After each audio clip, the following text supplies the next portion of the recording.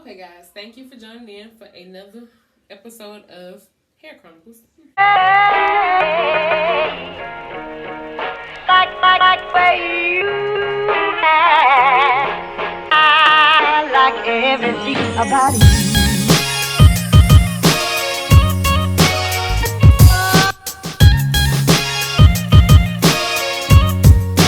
Everything about you.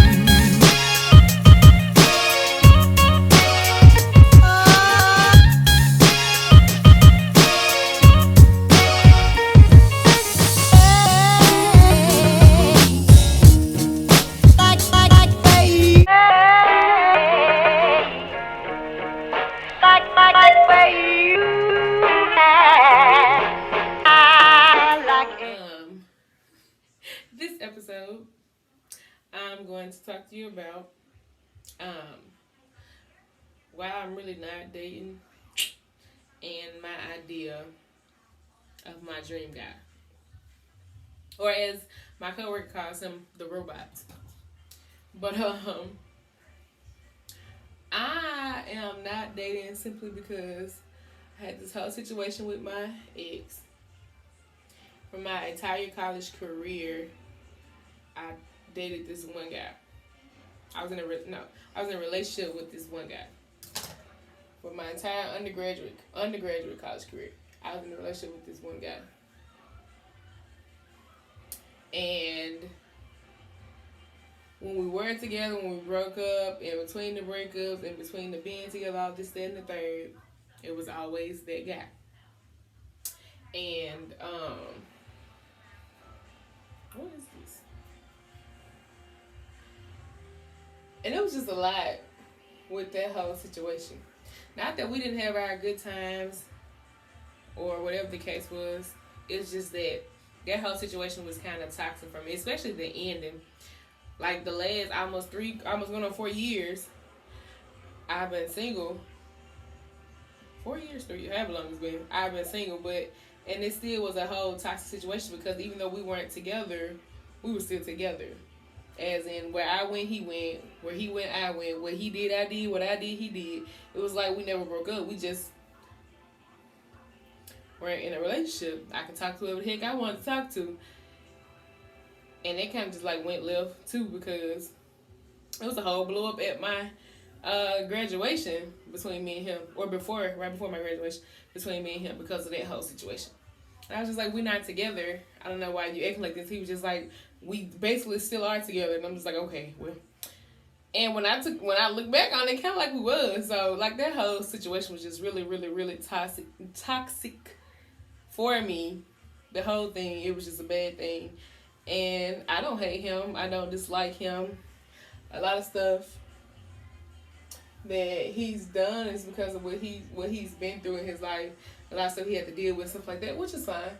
But that relationship, it went from a dating relationship to a kind of a mothering type relationship. It was like I was doing so much for him. And not that I resent him or anything, it was just, it wasn't like a girlfriend boyfriend type thing. It was more like, well, let me do this for you, I gotta do this for you, I gotta do that for you, this is that and the third.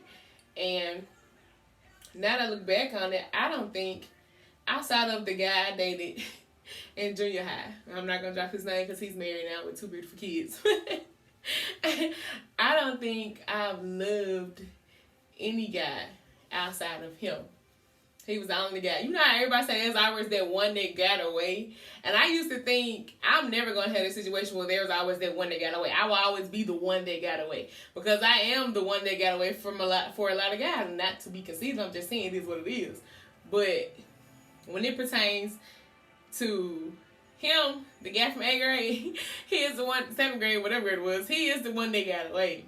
Because, if I had to stop playing with that man, I probably would be married to him right now. But anyway, side note, good luck to you and your family. Y'all beautiful, whatever. But no, back to this situation, like, I thought that I was in love with this guy. The guy I talked to my first year. I wasn't in love with him. I loved him. And after we broke up, I had love for him. But I realized now that I was never in love with him, even though, like, he was the first one to say, I love you. And it took me months after that to say it back to him. And I remember the first time I said it to him, we were in his dorm room. We were watching TV or something. He got a phone call that one of his relatives had passed away. I think it was his grandmother or something. I don't really remember. Not to be rude, I just don't. And he was crying. I felt so horrible for him because it just hurt my heart for him to be sitting there crying, and he was in so much pain. And I didn't know what to do for him. All I could do was just sit there and hold him and hug him. He just would not stop crying. So to get him to stop crying, I told him that I loved him.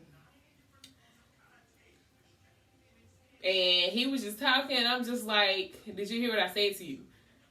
And so he was just like, did you? And I was like, yeah. And so, but the thing about telling somebody you love them, once you say it, you can't just not say it again. So I said I love you well before I meant to say that I love you. And that happened. And so I was stuck there. But after a while, I did grow to love, like I did love him. I was crazy about him. And I thought I was in love with him. I honestly thought I was going to marry him. But I realized that I wasn't in love with him. I loved him. I had love for him. But I wasn't in love with him. I've never been in love. 25 years old, never had a crush until recently. 25 years old, never been in love. Loved deeply, but never been in love. And because of that, like that whole situation, it did a lot to me mentally, physically, emotionally. Like it did a lot to me. And to this day now, when I see him, I can smile at him because I still pray for him to this day. I want him to have the best because I wholeheartedly care about him. I do, because I don't want to see him not living his best life. I don't want bad things to happen to him because at one point in time, I saw myself with this man, this person, this guy. And I want the best for him because that's how I was raised. You want the best for everybody. You don't hurt on nobody. And I do, because I know he had a rough background. He had a lot of stuff that he went through, a lot of stuff that happened to him that he just did not like and he probably did not deserve. But God gives you what he thinks you can handle or what he knows you can handle. And so I want the best for him and I want everything to work out for him. With that being said, that's also why I'm kind of in the stage I am now, because I just don't have time I don't want to sit there and give my heart. Like I discussed with the guy that I had a crush on. I don't want to have feelings for anybody. I want to give my heart to somebody, let myself allow myself to feel that type of way for someone and then get hurt or smashed. And he was just like, you can't just not have feelings for it. He said, because what if that person has feelings for you? He was like, no, nobody wants to get hurt. But at the same time, you got to be willing to, put that out there, because what if that is the place for you? And I love the fact that he talks me through this. Like we ain't talking about him right now. So as far as I'm still not in the whole dating thing. Like I'm open to going out on dates, like kicking it, talking to somebody, but I'm not just like heavy conversating. Because my idea of friends, dating some specific one where I'm heavy conversating with them and talking and actually being in a relationship, all that, like my meaning is completely different from everybody else's idea of it. But anyway, back to this idea of my dream guy, right? I had to make a list, so if I'm looking down, it's because I'm trying to read off of it. But let me just move this right here real quick. My dream guy, I had to break it up a little bit. So, say things that I would not compromise on. Number one, he has to be God-fearing. Like, we have to have the same beliefs. Like, that is a deal breaker for me, simply because I grew up, like I told you, I'm a preacher kid. I grew up in a certain way, and I want to have that. I don't want to have to jeopardize that for anyone. Number two, he has to be independent, meaning he needs to come to the table with what I'm coming to the table with. No, you don't have to be rich, this is that and the third, but don't come to me. You're supposed to be a grown man and you're not, because my idea of grown is actually being grown, taking care of yourself, doing for yourself, not relying on somebody else. Yes, everybody falls in hard times, you need help. But do not be no grown man, 30, 40, however old you are, and still living off of somebody else or relying on somebody else to do this, that, and the third for you, because I'm not having it. I cannot. When I'm back in a situation where I'm taking care of another adult. Did that. Not doing it again. Number two, has to have a good sense of humor. I play a lot. I love to laugh. Like, if you ain't playing, I don't know what it is. Like, I know when to be real serious, obviously. But at the same time, I love to laugh. Like, that's my personality, and people love me for my personality. And I just need you to love to laugh with me or have fun with me. I don't want to be so tense and serious all the time. And number 4 is family-oriented. I'm ready to have a family. I want a family. I want a big family. I kind of want 6 kids, but at the same time, if you don't want 6 kids, that's fine. But I want more than 2. I most definitely cannot do 1 because I do not do odd numbers. I need an even number of girls and boys, okay? So, as far as physical characteristics, this is not the entire list, but there's some things that, like, what's going to attract me to you right off the bat. Well, apparently, you have to be handsome. I ain't trying to talk to no ugly dude. If I ain't no marrying an ugly dude, yeah, I just got to be drop dead in love with him, and he snuck up on me, and God was just like, you asked for too much. There you go. Also, I guess he might end up being dark skinned. I'm only thinking that he gonna end up being dark skinned because of this dream. Now, don't get me wrong. I don't care if you black, white, Mexican, Haitian, Rwandan, whatever you are, African. I don't care. If you fine, you fine. I don't care about that. But because of this dream, I'm thinking this man gonna be dark skinned. So that's on the list. I want you to have a nice smile. Why? Because that's probably gonna be the first thing that catch me. I started me looking at your butt.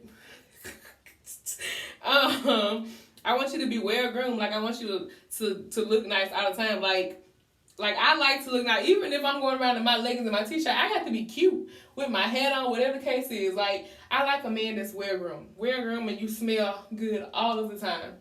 I want dimples. It's not a deal breaker for me, but I want my kids to have these big potholes in their faces because I love my one dimple. I told y'all in a previous video, I have one dimple, so I'm kind of obsessed with them. Good dresser. Really good dresser. I like to dress up. I like to go out. I want you to have some type of taste. Like, granted, I'm going to buy a lot of your clothes and be like, ooh, babe, you going to look good in this, wear this. But I want you to have some taste, like a good dresser. Like, I want you to tell me, babe, you look good in this and you should get this. That's type what I mean by, like, good dressing. I want you to have a nice physique. I do have a type. And being athletic is my type. Like, I don't like bony guys. Like, skinny guys, like, that's just not my preference. I don't like fat guys. Not like, by fat, I mean just, like, huge and sloppy. There's one thing when you have a belly, but, like, it's solid. I just don't like people who don't take care of themselves. And I mean that in both aspects, being too small or being too big. I like a nice, thick gentleman, athletic-wise. Like, I'm trying to see. Morris Chestnut. Vin Diesel types. Like, you ain't got to be that big, but I like a thick man, because if I feel like I can beat you up, this ain't gonna work. And don't try to play me like I can't, because Golden Gloves here, babes. Like, legit. Black belt and all that. But no, I like a type, and that's like that type for me. I say 6 feet or taller simply because I love wearing heels. And if I'm already taller than you, don't even approach me. If I got heels on and you stopping at my boobs, we're not gonna work out. Now, if we the same height with my heels on, I'm good with that. So I go for like 5'11" and up. I'm cool with. Like, that's the thing for me. This like, but right off the bat, that's like little things I just had to list out.